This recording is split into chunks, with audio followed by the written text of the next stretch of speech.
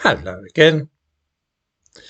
Angela Rayner, deputy leader of the Labour Party, has announced that when they form a government, Labour intends to make sure that every local authority takes what she describes as a fair share of illegal immigrants. At the moment, these people tend to be concentrated in big cities, but Labour wish them to be distributed across the rest of Britain, in every village and town. I do not personally see what is fair about this, but that's by the by.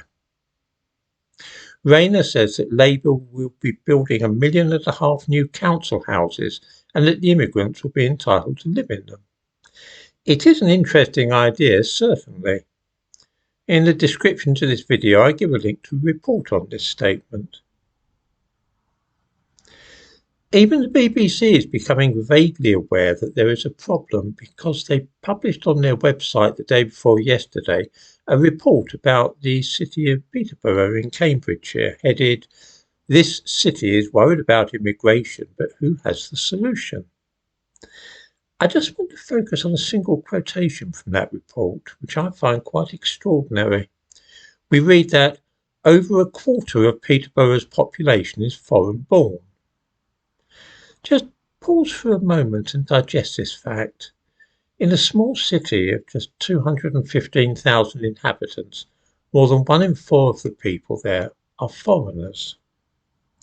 Here is a simple and honest question.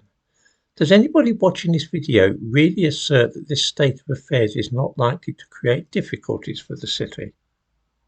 Almost all the immigration has taken place since the year 2000.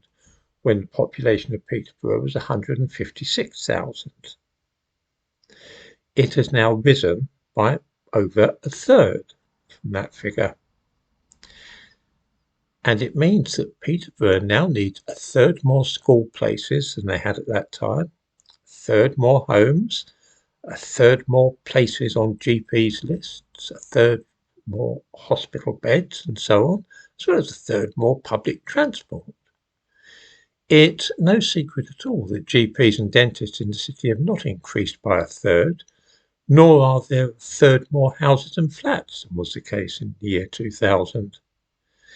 In short, there is intolerable pressure on public services, and whereas before things were bearable, now there are serious problems, and a good deal of resentment on the part of those who were born and brought up in Peterborough. In what way is this, as Angela Rayner calls it, fair?